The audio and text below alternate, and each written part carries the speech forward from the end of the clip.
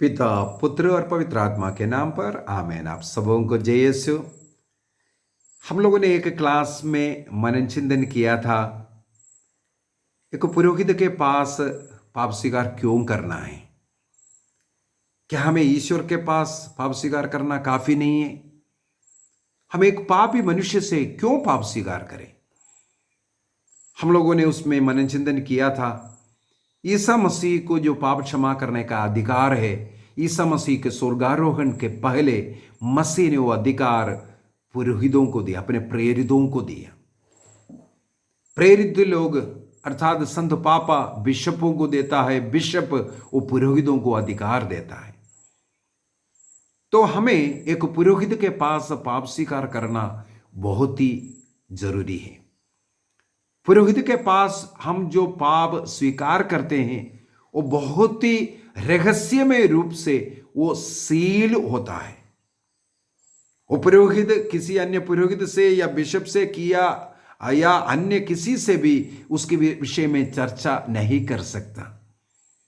मेरे से सुनने वाला जो रहस्य, जो पाप, वो मुझसे भी उसके विषय में चर्चा बाद में नहीं कर सकता। जो चर्चा करना है वो पाप स्वीकार करते वक्त जो उपदेश देता है उस समय पर उसके विषय में मेरे से चर्चा कर सकता है। एक बार तुम्हारा पाप क्षमा हो गया, पिता पुत्र पवित्र आत्मा के नाम पर मैं तुम्हारा पाप क्षमा करता हूं बोल करके मुझे आशीर्वाद दिया, इसके बाद वो पुरोहित उस पाप के विषय में मेरे से भी चर्चा नहीं कर सकता। इस प्रकार पाप स्वीकार संस्कार में सुनने वाला वो पाप सील होता है।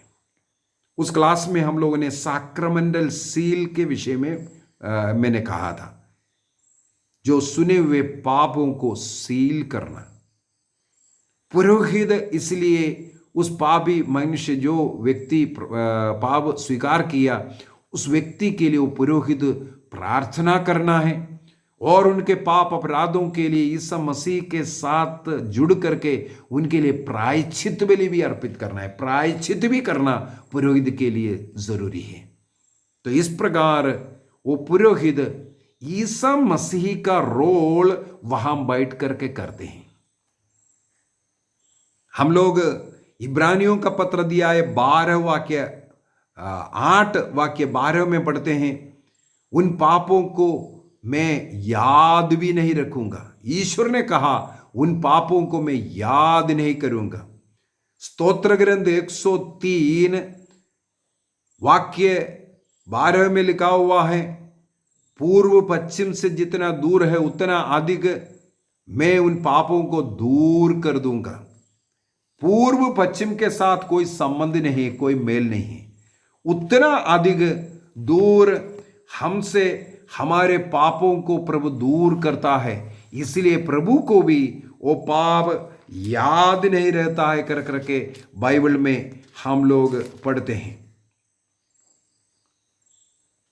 पूर्व पश्चिम से जितना दूर है प्रभु हमारे पापों को हमसे उतना दूर कर देता है। स्तोत्र ग्रंथ साम 103 103 वाक्य 12। मीका का ग्रंथ अध्याय 7 वाक्य 19 में लिखा है, प्रभु फिर से हम पर दया करेगा, हमारे पापों को पैरों तले रोंद डालेगा और समुद्र के गर्द में फेंकेगा। उसको हमेशा हमेशा के लिए वो नष्ट करता है। अयूब का ग्रंथ जॉब चैप्टर 14 वर्स 17 में लिखा हुआ है, उन पापों को, जिन पापों को हमने स्वीकार किया है, वो एक थैली में डाल करके उसको मुहरबंद करता है। मुहरबंद करना, सील लग गया। जो सरकार जिस पर सील लगता है कोई मनुष्य उसको खोल नहीं सकता, उसी प्रकार साक्रमेंटल सील लग जाता है। जो पाप, जो गुनाह हम पुरोहित को बोलता है उसको कोई खोल नहीं सकता, वो पुरोहित भी उसके विषय में नहीं बोल सकता है। हिब्रूस चैप्टर 10 वर्स 17 में भी, अध्याय इब्रानियों का पत्र अध्याय 10-17 में भी लिखा है और 8-12 में भी लिखा है, प्रभु कहता है मैं उन पाप अपराधों को याद नहीं करूंगा। यदि ईश्वर जो पाप हमने स्वीकार किया, जिसको हमने छोड़ा है, एक निर्णय किया है, उसके लिए पश्चाताप किया, उसके लिए प्रायश्चित किया, उन पापों को प्रभु नहीं याद करेगा, ये प्रभु का वादा है।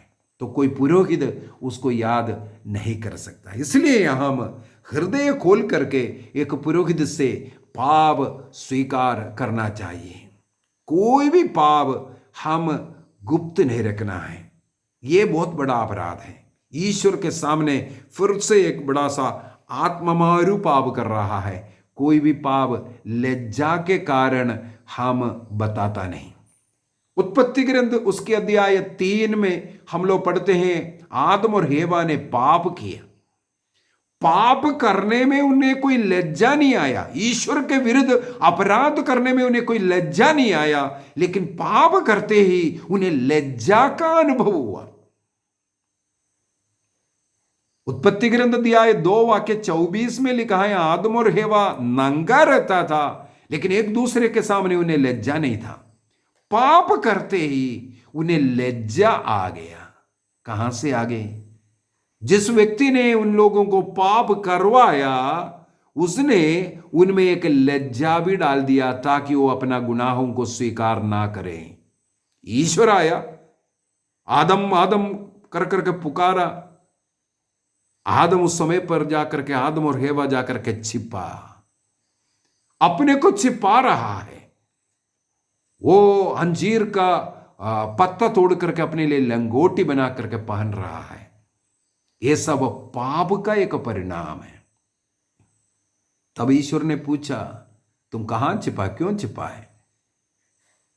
बोला, मैं नंगा हूं इसलिए नहीं। तुम्हें कौन कहा? तुम क्या पाप किया? उसने स्वीकार नहीं किया, उसने हेवा के ऊपर डाला, हेवा शैतान के ऊपर डाला। तब से ये लज्जा के कारण अनेकों लोग अपने गुनाहों को स्वीकार नहीं करते, क्योंकि हम शैतान के अधीन फिर से रह रहा है।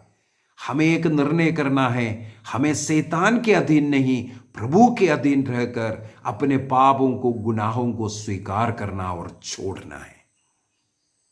तब एक अच्छा पाप स्वीकार करना इसके लिए जरूरी है। कोई भी पाप हम छिपा कर नहीं रखना। प्रवक्ता ग्रंथ अध्याय 5 वाक्य 8 को पढ़ते हैं। प्रवक्ता ग्रंथ सिराक चैप्टर 5 वर्स 8।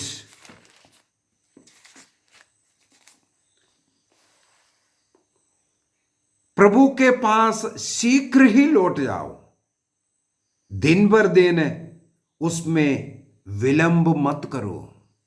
प्रभु के पास लौटने के लिए, अर्थात पाप स्वीकार कर प्रभु के कलीसिया से जुड़ने के लिए तुम देरी मत लगाओ, बोलता है। उसके वाक्य 5 में भी बहुत सुंदर एक वचन लिखा हुआ है, क्षमा पाने की आशा में पाप पर पाप करना भी नहीं है। हाँ, बाद में पाप स्वीकार कर देंगे, मुझे क्षमा मिलेगा, ये बोल करके पाप पर पाप करते जाओ और बाद में जाकर के पाप स्वीकार करने का विचार करना, ये भी गलत काम है।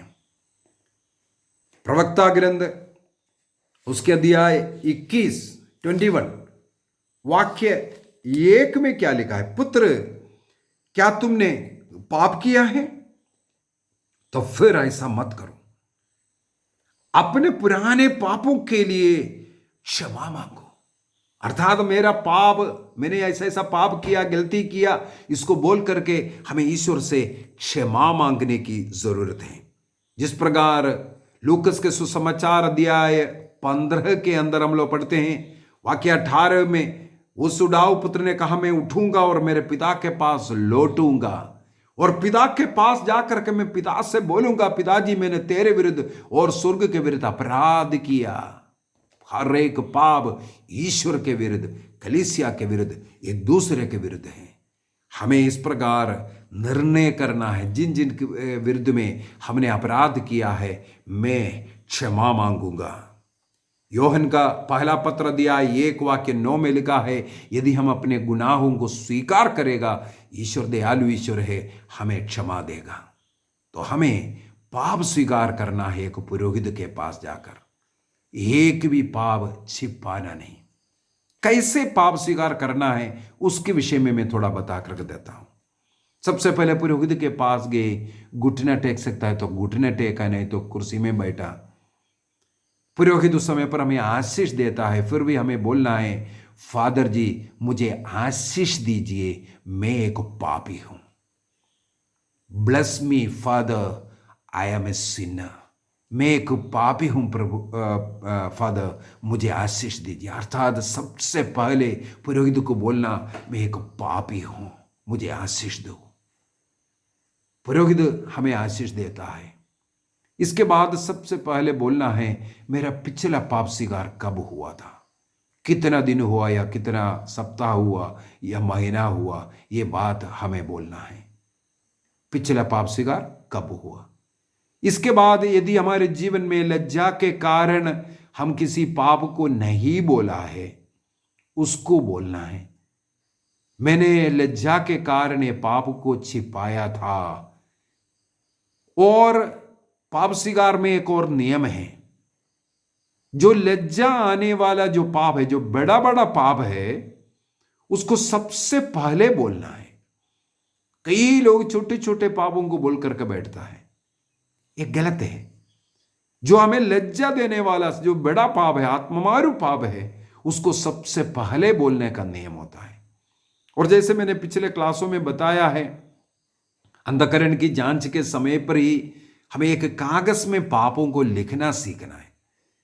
कागज में पापों को लिखिए, उस कागज को लेकर के पुरोहित के पास जाइए, उस कागज को देख करके ही अपने पापों को, गुनाहों को स्वीकार कीजिए। वो सबसे सही और उत्तम पाप स्वीकार है। बाय हार्ट कर करके कागज के बगैर जाने से कई पाप भूल जाते हैं। तो सबसे पहले उन पापों को, हमें जो लज्जा लगता है, शर्म लगता है, बोलने में डर लग रहा है, ऐसे पापों को बोलिए। जब एक बार ऐसा पापों को बोलेगा, बाकी सब पाप हम आराम से बोल सकते हैं। इसलिए लिख करके रखना भी बहुत जरूरी है, मन वचन कर्म के द्वारा जो गलतियां होते हैं। एक छोटा सा कहानी बोलकर देता हूं। ये पुराने समय पर जो लड़ाइयां जो होते थे, उसमें हाथी होते, घोड़े होते, ऐसे ऐसे चीजों को लेकर के हैं। मान लो कहीं किला है, एक बड़ा किला है, उसको तोड़ करके अंदर जाना है। जो मनुष्य सबसे पीछे रहता है, आगे नहीं। हाथी सबसे आगे रहना, इसके पीछे घोड़ा रहना, इसके पास मनुष्य रहना, यह तरीका।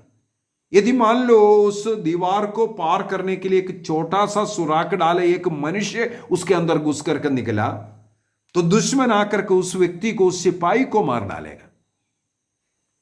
छोटा सा होल बना करके उससे निकला, वो व्यक्ति को अंदर वाला लोग मार डालेगा। उसको बचने के लिए वो होल बड़ा कर करके सबसे पहले हाथी को घुसाड़ दो, और उसके पीछे पीछे घोड़ा घुस जाएगा, उस पीछे पीछे सिपाही भी घुस जाएगा। उस दुश्मन के साथ आक्रमण करके उनको पराजित कर सकता है।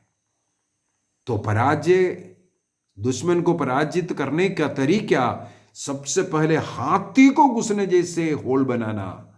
उसको घुसाएगा तो उसके पीछे बाकी सब घुस जाता है। उसी प्रकार पाप स्वीकार में जो हमें लज्जा अनुभव होता है, जो आत्ममारू पाप है, जो बड़ा पाप है, वो ऐसा पापों को हमें बताना है। बाकी सब पाप आराम से उसके साथ घुसना शुरू हो जाएगा।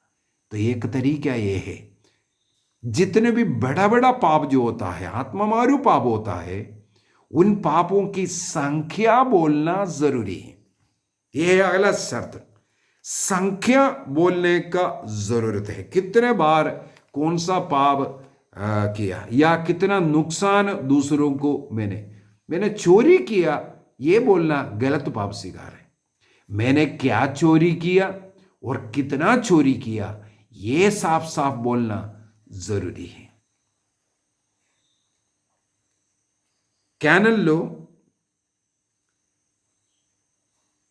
988, कैनन लो 988 ये सिखाता है हमें जो है पापों का जो संख्या है, बड़े बड़े पापों का संख्या है, उसको बोलना जरूरी है। कैथोलिक कलीसिया का धर्म शिक्षा ग्रंथ कैटेकिज्म ऑफ कैथोलिक चर्च 1456, 58 सब में इसके विषय में लिखा हुआ है। तो हमें केवल ये बोलना काफ़ी नहीं है अबॉर्शन किया, कितना बार अबॉर्शन किया, व्यभिचार किया, कितना बार व्यभिचार किया, ये सब बताना जरूरी है। दूसरा बात है, जब हम जो बड़े बड़े पापों के लिए पश्चाताप करते हो बोलते हैं, और पिछले क्लासों में भी हम लोगों ने मनन चिंतन के जो लेखु पाप होता है, जो छोटा छोटा पाप होता है, पाप स्वीकार करे बगैर हम यदि पश्चाताप कर रहे हैं उसके द्वारा भी क्षमा हो रहा है। और मिस्सा बलिदान में जब हम भाग ले रहे हैं, प्रभु को शरीर रक्त को कम्युनियन को ग्रहण कर रहा है, उसके द्वारा भी छोटे छोटे पाप मिट जाता है। लेकिन कलीसिया सिखाते हैं हमें इन छोटे पापों के लिए भी पाप स्वीकार करना अच्छा है, क्योंकि छोटे पाप धीरे धीरे हमें बड़े पाप की ओर लेके जाता है।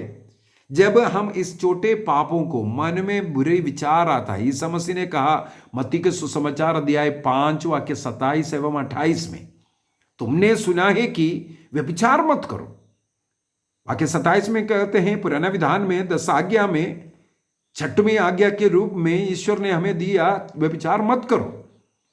तो इसलिए मसीह ने कहा तुमने सुना है कि व्यभिचार मत करो।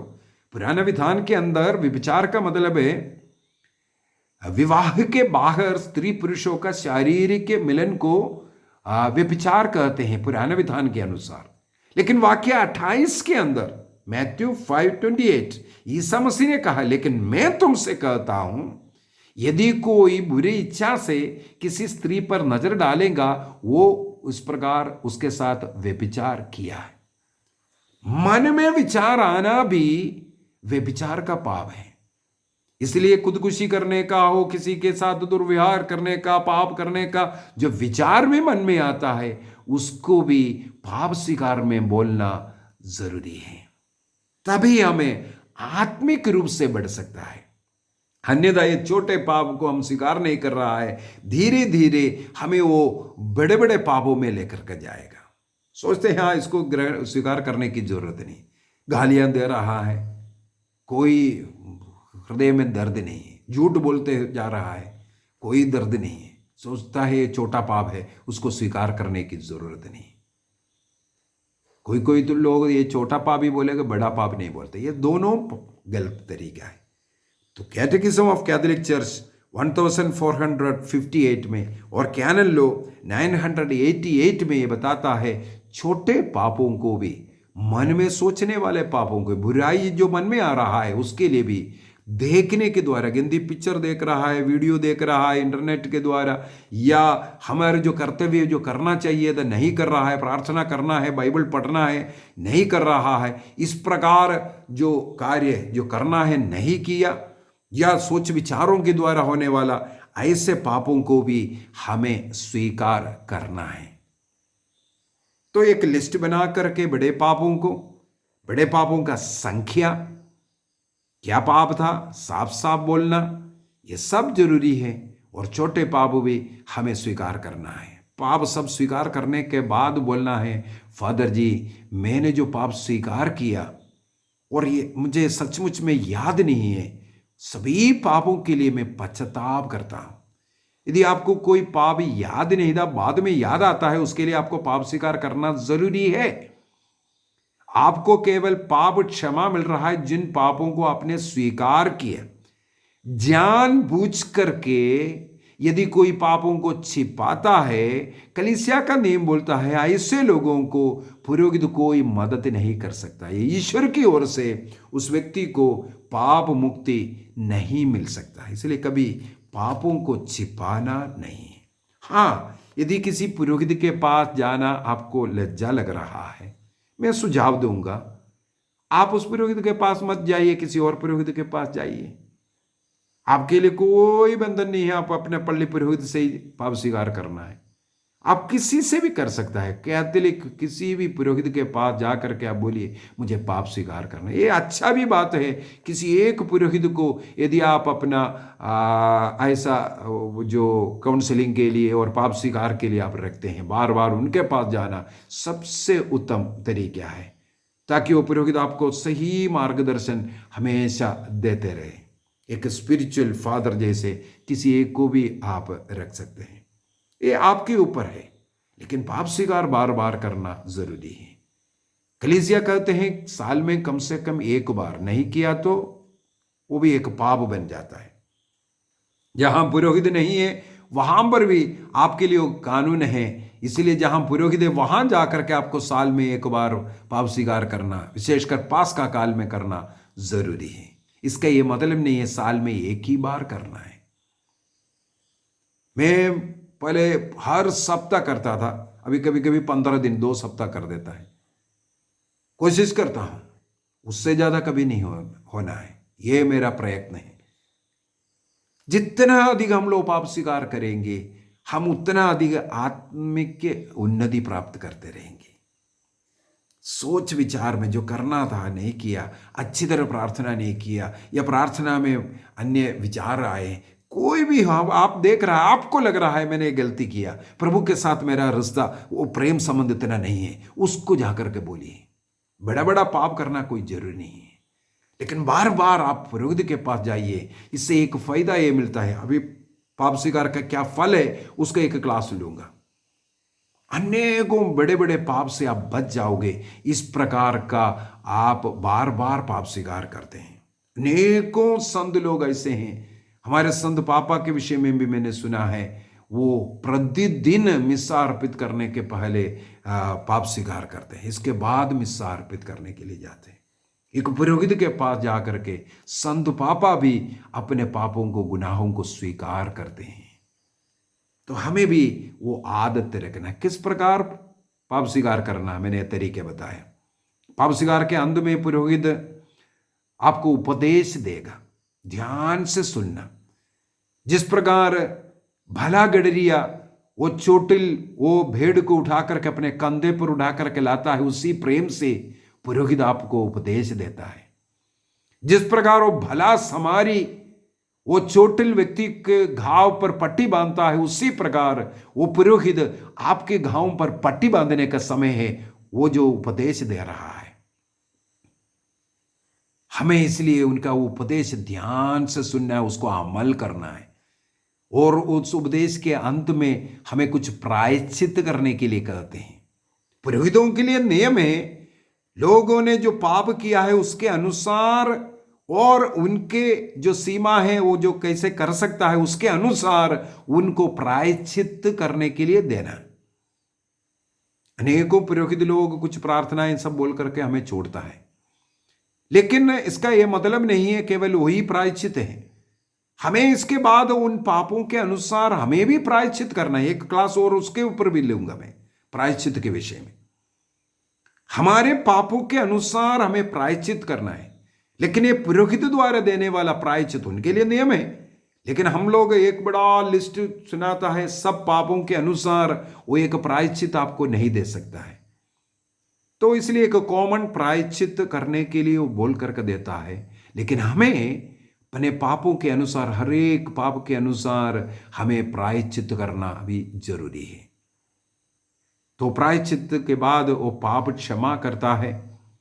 जब वो पिता पुत्र पवित्र आत्मा के नाम पर पाप क्षमा का प्रार्थना करते हैं, उस समय पर हमें पश्चाताप की विनती बोलना है। कई लोग बोलते हैं मुझे पश्चाताप की विनती नहीं आता, इसलिए मैं पाप स्वीकार के लिए नहीं आ रहा है। बस एक शब्द बोल दो ना, प्रभु मैंने जो गुनाह किया आपसे पाप ऐसा नहीं करूंगा, मैं मेरे गुनाहों को स्वीकार करता हूं, मैं इस प्रकार आपसे दूर हो गया, अब से मैं पाप नहीं करूंगा। एक निर्णय करना है, उसको ही पश्चाताप की विनती बोलते हैं। यदि पूरा प्रार्थना आप नहीं जान रहा है, इतना तो बोलना है, मैं गुनाह कर, मैं प्रभु से अलग हुआ, अब से मैं अलग नहीं होऊंगा, प्रभु को मैंने दुख दिया, अब से ऐसा नहीं करूंगा, मरने के लिए तैयार है, ऐसा पाप नहीं करूंगा। एक निर्णय उस समय पर करते हुए पाप क्षमा की कृपा को प्राप्त करना। इसके बाद पुरोहित का आशीर्वाद ग्रहण करने के बाद पुरोहित को जय यीशु धन्यवाद दे करके वहाँ से उठ करके जाना। यदि वो प्रायश्चित उसी समय पर कर सकता है तो करना है, या बाद में करने वाला प्रायश्चित है बाद में भी कर सकते, लेकिन जल्दी से जल्दी हमारे पापों का प्रायश्चित करना। अगले क्लास में प्रायश्चित के विषय में भी मैं बोल कर दूंगा। पिता, पुत्र और पवित्र आत्मा के नाम पर आमीन। आप सबों को जय यीशु।